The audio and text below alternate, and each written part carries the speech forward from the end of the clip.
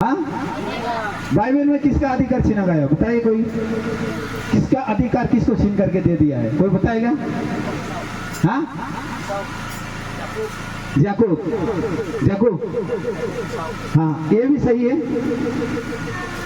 याकूब ये सब जो है ना, ये सब बिक्री कर दिया कि क्या चीज के लेकर के? रोटी, मसूर दाल और रोटी के लिए अपना पद, अपने पहलौटा का पद ना खो दिया, अपने पहलौटा का अधिकार दाल के लिए खो दिया। क्योंकि ये सब क्या था? एक हंटरमैन था। तो जंगल में ना, वो जंगल में जाकर के वो शिकार करता था और पूरा दौड़ दौड़ करके आया याकूब के पास, पूरा दौड़ करके। याकूब तो उधर दाल पका रहा था और उस समय बोला, ये याकूब मैं तो मरे जा रहा हूँ, जल्दी जल्दी मुझे थोड़ा दाल खिलाइए। तो याकूब भी तो बहुत चालू रे बाबा, बहुत चालू याकूब। और याकूब बोला, अगर तुम्हारा पहलौटा को दे देगा तो मैं आपको दाल दे दूंगा। अरे सब ने क्या किया? मैं मरे जा रहा हूँ, मुझे जल्दी दाल खिला। और जो पहलौटा है, जो अधिकार है, सब ले ले। जो पहलौटा, जो अधिकार है, सब ले ले। हालेलुया। और अधिकार को किस में बेचा? दाल में बेच दिया। क्या में? खाने भोजन के लिए बेच दिया अधिकार। आज बहुत सारे लोग किस में बेच रहा है? किस में? हाँ? किस में बेच रहा है अधिकार? अधिकार को बेचने के लिए बहुत आसान तरीका निकल गया अभी तो। नासा, एक नंबर नासा। नासा खाने से अब भूत खेदाएगा, भूत आपको खेदा करके निकालेगा कि नहीं? अधिकार के देखिए, ये लोग 2 रुपया का नशा के लिए आज अधिकार को खो रहे हैं। जैसे आज दाल के लिए ये सब ने अपना अधिकार खो दिया। मेरे प्रियो, मैं आप लोग से अनुरोध करता हूं कि अपने अधिकार को ना खोए, अधिकार को ना खोए। अपना जीवन को कौन खोया? अपने और अधिकार को किसने खोया? शाऊल ने।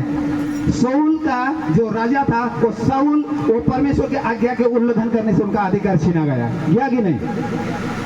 तो इसी तरह से अगर हमारा अधिकार को हम बेच देगा, क्या हम दुष्ट आत्मा को जय कर पाएंगे? निकल सकेगा? कभी भी हम दुष्ट आत्मा को निकाल नहीं सके। दुष्ट आत्मा हमको निकाल देगा। दुष्ट आत्मा हम लोग को निकाल देगा। हालेलुया। इसीलिए बोला कि तुमको मैं दुष्ट आत्मा का ऊपर में भी अधिकार देता हूं। और थोड़ा जल्दी। तुमने सेतमेत पाया है, हाँ, सेतमेत दो। यस, आपको अथॉरिटी दे दिया है। आपको यीशु मसीह ने बीमारी का ऊपर में, कुष्ठ रोग के ऊपर में, पैरालिसिस का ऊपर में, बुखार के ऊपर में, शारीरिक बीमारी का ऊपर में आपको अधिकार दे दिया है। तो तुम भी एक दूसरे को दे दो बोल के बोल रहा है ना, है कि नहीं? दे दो बोल करके बोल रहा है। तो अगर आप इतने सारे, आप तो खुद एक डॉक्टर हो, हेलो, है कि नहीं? है कि नहीं? आपको डॉक्टर के पास जाना होगा, वैद्य के पास जाना होगा, झाड़ फूका के पास में जाना होगा। सब प्रभु यीशु ने तो आपको डॉक्टर बना दिया है। तो बीमार से बात करो। आप बीमार से जब आप बात करोगे तो बीमारी आपके जीवन से निकालना आरंभ हो जाएगा, वो दौड़ना आरंभ हो जाएगा, भागना आरंभ हो जाएगा। Praise the Lord, hallelujah. कैसे? और क्या अधिकार आपको दिया? आपको और क्या अधिकार दिया है यीशु मसीह ने? बीमारी के साथ बात करने के लिए, दुष्ट आत्मा को बात करने के लिए क्या अधिकार दिया? लूका उसका 10 अध्याय 19 पद को पढ़ेंगे। लूका 10 अध्याय उसका 19 पद को पढ़ेंगे कि हम कैसे करके दुष्ट आत्मा से बातें कर सकता है। दुष्ट आत्मा को क्लेम करेंगे, दुष्ट आत्मा निकल कर भागेंगे। देखो, मैंने तुम्हें सांपों और बिच्छुओं को रौंदने का और शत्रु की सारी सामर्थ पर अधिकार दिया है। देखो, मैं तुमको क्या दिया है? यीशु बोल रहा है कि अपने सारे चेलों को, मैं तुम्हें सांपों और बिच्छुओं का ऊपर रौंदने का सामर्थ दे दिया हूं। ध्यान से सुनो, अगर ये ध्यान से नहीं सुनोगी तो बीमार आपका पीछे पूरा दौड़ते रहेगा और वही बीमारी लास्ट में जाकर के आपको वो 6 फुट का गड्ढा में पहुंचाएगा मेरे प्रियो। इसीलिए ये बात को ध्यानपूर्वक से सुनो, आपको सांप और बिच्छुओं का रौंदने का अधिकार आपको दे दिया है। रौंदने का, आप जानते हो बिच्छू कौन है? कौन बताएगा? बिच्छू, बिच्छू आदमी को कौन सा रीति से घात करता है? हाँ,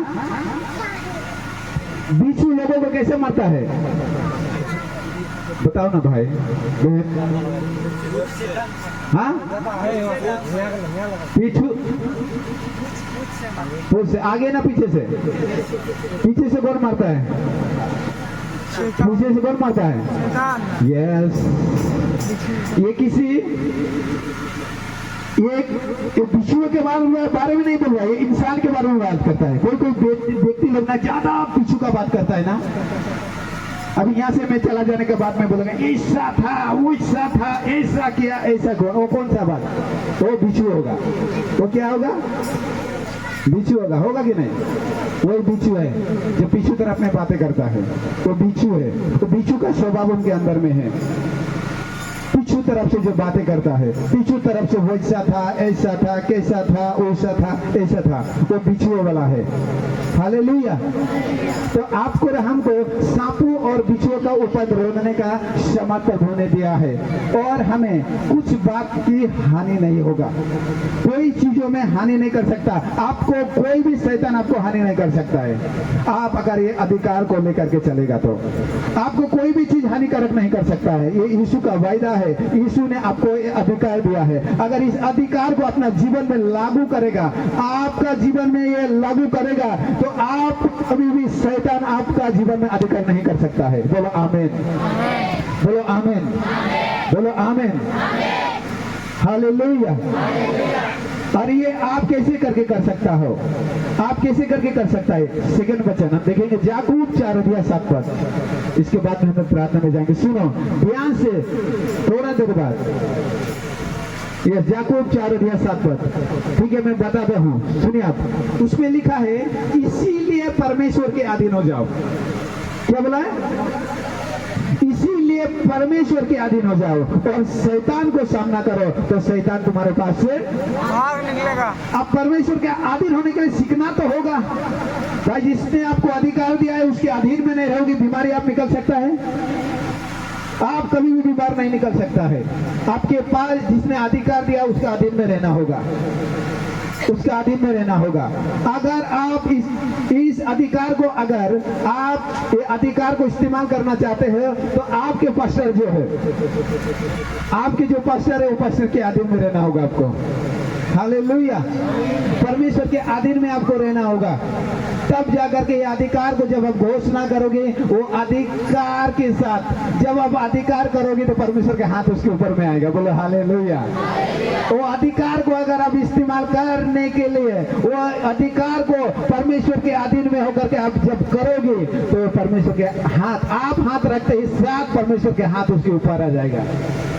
हालेलुया, प्रेज़ द लॉर्ड। इसीलिए अपना अधिकार जो प्रभु ने हमें अधिकार दिया, जो यीशु ने इस पृथ्वी से जाते समय आपको और हमको जो अधिकार दिया, वो अधिकार को अपने जीवन में लागू कीजिए मेरे प्रियो। वो अधिकार को आप अपने जीवन में लागू कीजिए, लागू कीजिए। आज हम लागू अपने जीवन में वो अधिकार को क्यों वो अधिकार को हम यूज कर नहीं पा रहा है? क्यों? क्योंकि हम जिसके अधीन में होना चाहिए उसके अधीन में हम नहीं है, अधीन में नहीं है। इसीलिए बोला कि तुम परमेश्वर के अधीन हो जाओ और शैतान को सामना करो। परमेश्वर का अधीन होने का अर्थ क्या है? क्या है?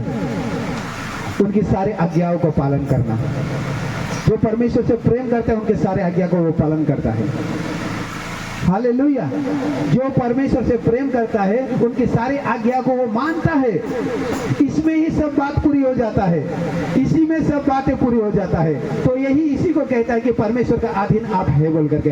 अगर आप सारे आज्ञा को पालन करता है, आप सारे आज्ञा को ऊपर आप मनन करके चल रहा है, सारे आज्ञा को आप पालन कर रहा है, तो आप परमेश्वर के अधीन में है और शैतान को उस समय आप सामना कर सकते हो। तो शैतान तुम्हारे पास से भाग निकलेगा।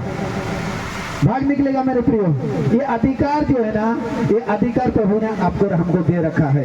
आज बीमारी से बातें करने के लिए, दुष्ट आत्मा से बातें करने के लिए, सारी बीमारी से बातें करने के लिए आपको और हमको ये अधिकार दिया है। पर ये अधिकार को हम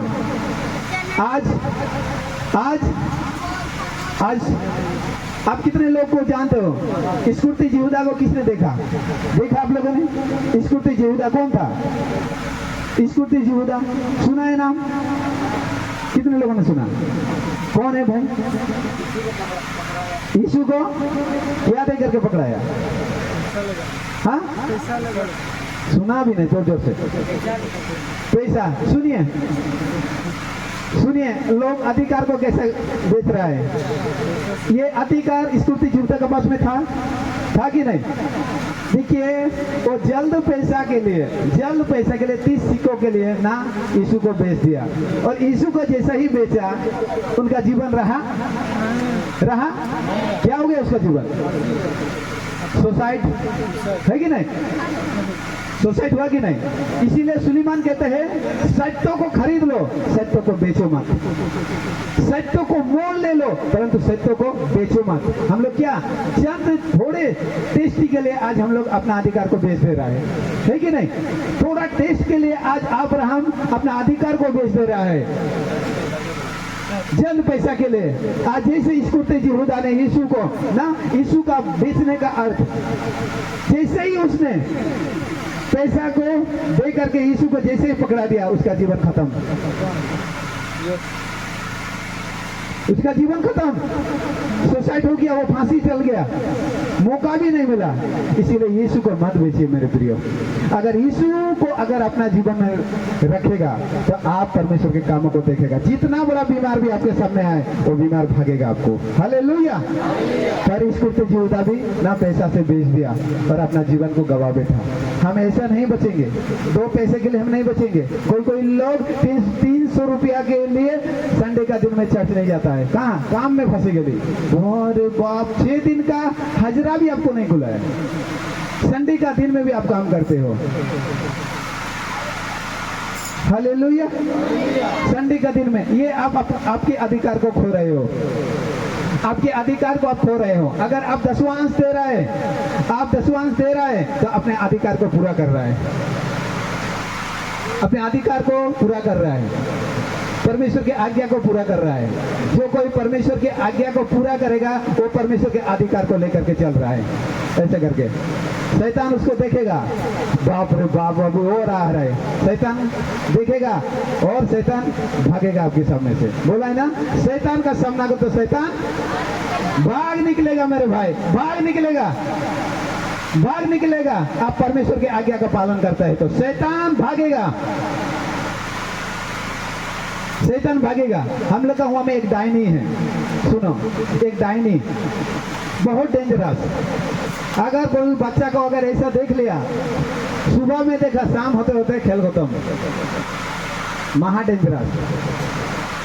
सुबह में किसी बच्चा को ऐसे करके देखा तो शाम होते होते खत्म। सुनो, बहुत डेंजरस है वो महिला, बहुत डेंजरस है। परंतु वो महिला एक दिन उधर से आ रहा था, रास्ता से आ रहा था, और हम प्रार्थना करके घर से निकल रहा था। जैसे उसने मुझे देखा, वो पीछे की ओर दौड़ बढ़कर भागा, दुम के भागा शैतान, हो